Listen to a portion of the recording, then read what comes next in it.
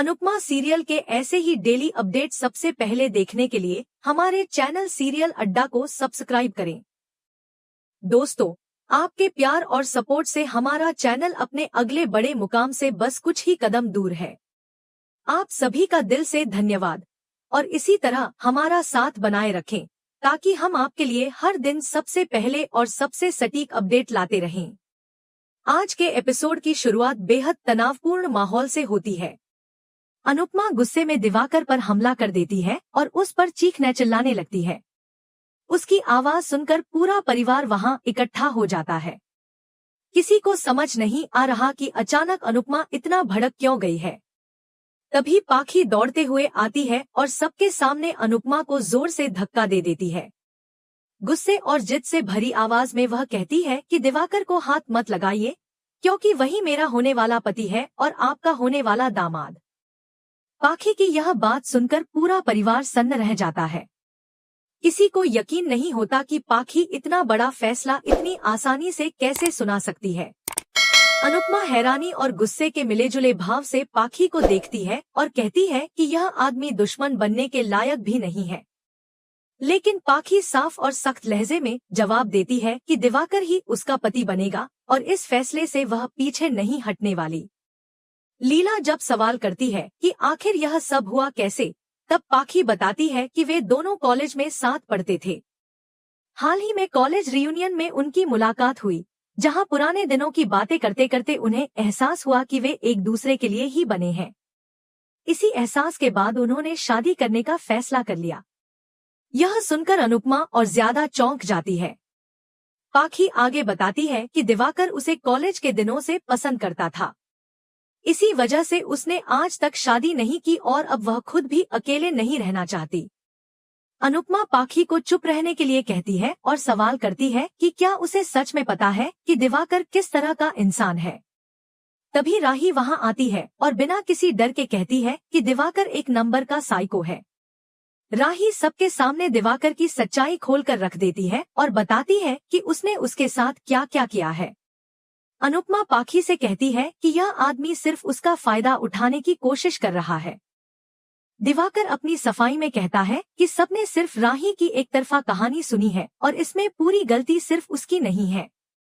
वह बेशर्मी से यह भी कह देता है कि राही ने उसे सिग्नल्स दिए थे और वह मर्द है, इसलिए थोड़ा बहक गया।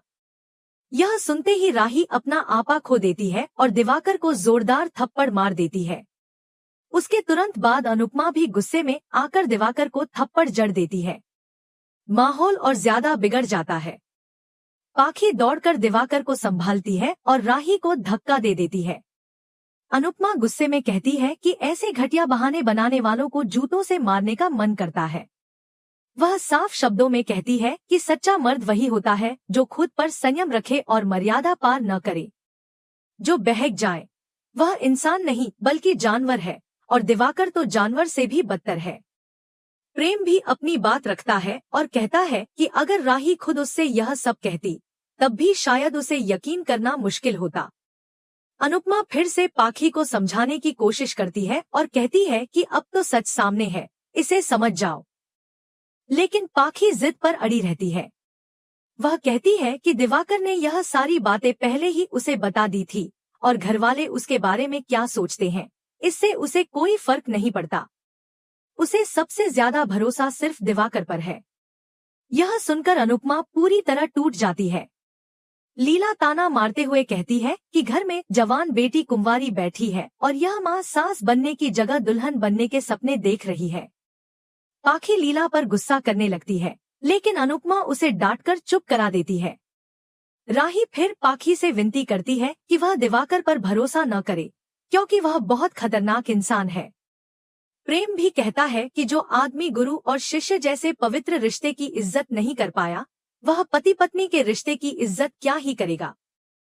किंजल, तोशु और परिवार के बाकी सदस्य भी पाखी को समझाने की कोशिश करते हैं।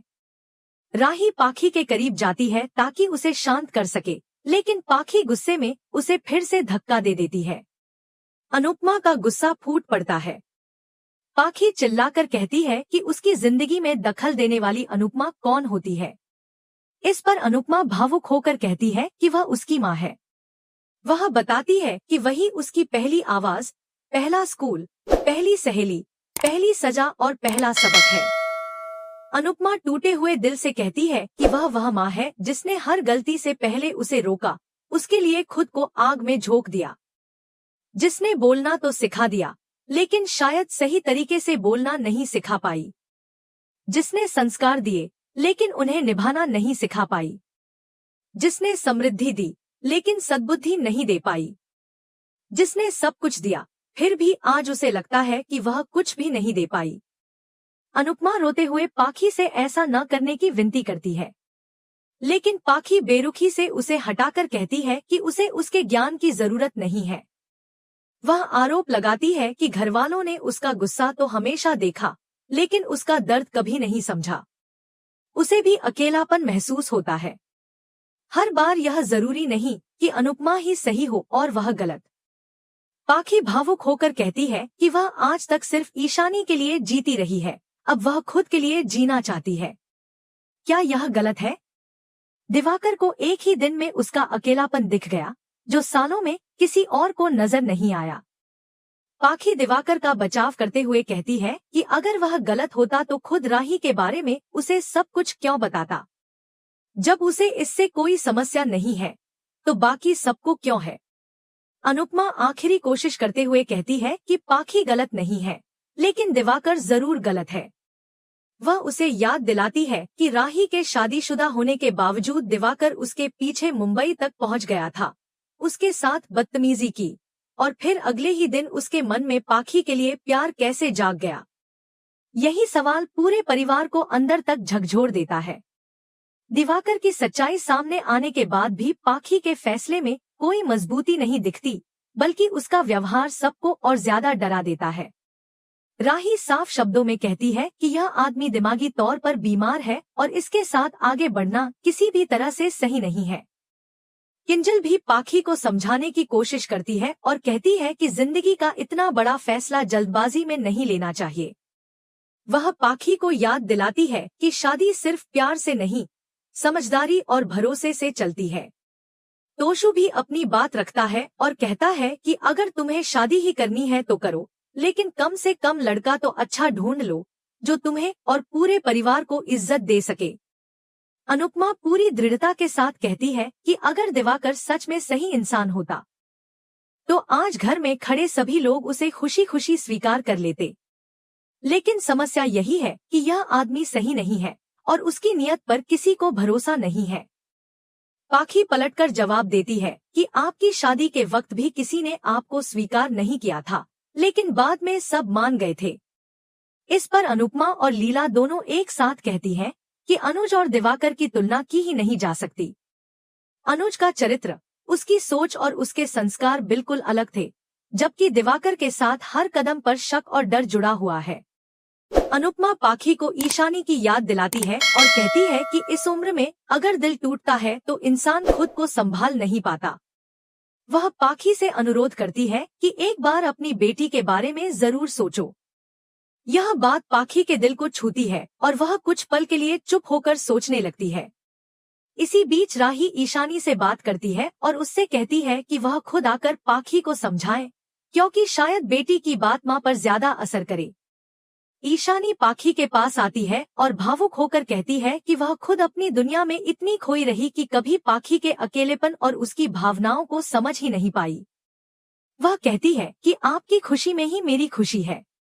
ईशानी की यह बात सुनकर पूरा परिवार हैरान रह जाता है और पाखी के चेहरे पर पहली बार हल्की सी मुस्कान आती है। लेकिन उसी सांस में ईशानी आगे कहती है कि अगर अनुपमा कह रही है कि यह आदमी गलत है तो वह पक्का गलत ही होगा। वह साफ कहती है कि जब जब उन्होंने अनुपमा की बात नहीं मानी है तब तब उन्हें पछताना ही पड़ा है। अनुपमा हर बार उन्हें किसी न किसी तरह से बचा लेती है, लेकिन जरूरी नहीं कि हर बार किस्मत साथ दे। ईशानी पाखी से हाथ जोड़कर अनुरोध करती है कि वह दिवाकर से दूर रहे, क्योंकि वह अपनी मां को टूटते हुए नहीं देख सकती। अनुपमा भी कहती है कि अब जब ईशानी ने भी बोल दिया है तो इस आदमी को यहाँ से भगा दो और बात को यहीं खत्म कर दो। लेकिन पाखी अचानक चिल्ला उठती है और कहती है कि बात यहाँ खत्म नहीं होगी। वह गुस्से में कहती है कि वह यहाँ किसी के लिए जवाबदेह नहीं है और अपनी जिंदगी अपनी मर्जी से जिएगी। यह कहते हुए वह दिवाकर का हाथ पकड़ लेती है और सबके सामने ऐलान करती है कि वह दिवाकर से शादी कर रही है और यह उसका अंतिम फैसला है। अनुपमा यह सुनकर पूरी तरह चौंक जाती है और घर के बाकी लोग भी सन्न रह जाते हैं। राही, प्रेम, किंजल और बाकी सभी पाखी से बार बार ऐसा न करने की गुहार लगाते हैं। अनुपमा भी आखिरी बार उसे रोकने की कोशिश करती है। तभी दिवाकर अचानक अनुपमा के सामने घुटनों पर बैठ जाता है और कहता है कि उसकी गलतियों की सजा पाखी को मत दीजिए। वह कहता है कि वह पाखी से बहुत प्यार करता है और पाखी के उसकी जिंदगी में आने से पहले ही वह राही की तरफ बहक गया था। उसके मुताबिक वह सब सिर्फ आकर्षण था, प्यार नहीं। वह गिड़गिड़ाते हुए अनुपमा से माफी मांगने लगता है, लेकिन अनुपमा का गुस्सा अब काबू से बाहर हो जाता है। वह दिवाकर को फटकार लगाते हुए कहती है कि तुरंत यहाँ से निकल जाओ। प्रेम भी आगे बढ़ता है और धमकी देता है कि अगर अभी नहीं गया तो इतना मारेगा कि घर वाले भी पहचान नहीं पाएंगे। इस पर पाखी दिवाकर का बचाव करती है और कहती है कि उसे इन लोगों के सामने गिड़गिड़ाने की कोई जरूरत नहीं है। अंश झुंझलाकर कहता है कि अगर इन्होंने खुद को बर्बाद करने का फैसला कर ही लिया है तो इन्हें बर्बाद होने दीजिए। वह कहता है कि आज उसका और प्रार्थना का इतना स्पेशल दिन है और घर में यह सब तमाशा हो रहा है। वह पाखी से यह ड्रामा खत्म करने के लिए कहता है। अनुपमा भी अंश की बात से सहमत होती है। अंश सबको तैयार होने के लिए कहता है और वहां से चला जाता है। पाखी तंज कसते हुए कहती है कि सब जाइए और गरबा कीजिए, क्योंकि उसकी खुशियों की किसी को कोई परवाह नहीं है। वह कहती है कि वह आशीर्वाद लेने आई थी, लेकिन बदले में उसे ज्ञान और इंसल्ट मिली। पाखी साफ चेतावनी देती है कि चाहे कोई खुश हो या न हो, वह यह शादी जरूर करेगी। यह कहकर वह दिवाकर को लेकर वहां से चली जाती है और पीछे पूरे परिवार को सदमे में छोड़ जाती है। लीला परेशान होकर कहती है कि अब ऐसे माहौल और ऐसे मूड के साथ गोद भराई में कैसे जाएंगे। अनुपमा भगवान के सामने हाथ जोड़कर प्रार्थना करती है कि अब गोद भराई में कोई और तमाशा न हो। दूसरी तरफ गौतम मुस्कुराते हुए कहता है कि आज की गोद भराई में बहुत मजा आने वाला है। इधर अंश अनुपमा से माफी मांगता है और कहता है कि पाखी इतनी बड़ी बेवकूफी कैसे कर सकती है। अनुपमा गहरी सांस लेकर कहती है कि अकेलापन इंसान को अंदर से खोखला कर देता है और शायद पाखी भी उसी खालीपन से जूझ रही है। अनुपमा और अंश दोनों पाखी के बारे में चिंता करने लगते हैं। अनुपमा कहती है कि पाखी बहुत जिद्दी है और उसे डर है कि कहीं वह सीधे शादी करके वापस न आ जाए। तभी ईशानी आकर बताती है कि पाखी वापस घर आ चुकी है और सीधे अपने कमरे में चली गई है। यह सुनते ही अनुपमा उसे समझाने के लिए उसके कमरे की तरफ जाती है। दूसरी तरफ राही और प्रेम भी घर लौट आते हैं। राही बहुत परेशान होती है, तब प्रेम उसका हाथ थाम कर कहता है कि वे दोनों मिलकर हर परेशानी का सामना कर लेंगे।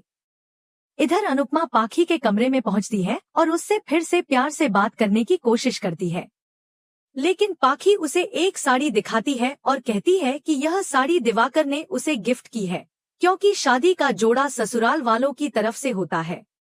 यह सुनकर अनुपमा हैरान रह जाती है और उसका दिल बैठ सा जाता है। इसी के साथ आज का एपिसोड खत्म हो जाता है। आने वाले एपिसोड में देखने को मिलेगा कि अंश अपने एक बड़े फैसले को लेकर अनुपमा से सलाह मांगता है और अनुपमा की राय से खुश भी होता है। वहीं मोटी बात साफ शब्दों में कह देती है कि शाह परिवार के आने से वह गोद भराई में शामिल नहीं होगी। अनुपमा जब अंश से उसके फैसले के बारे में पूछती है तो वह कहता है कि वह जल्द ही सबको बताएगा। आज का एपिसोड आपको कैसा लगा, हमें कमेंट करके जरूर बताइए। साथ ही ऐसे ही डेली अपडेट्स के लिए वीडियो को लाइक करें और हमारे चैनल सीरियल अड्डा को सब्सक्राइब जरूर करें।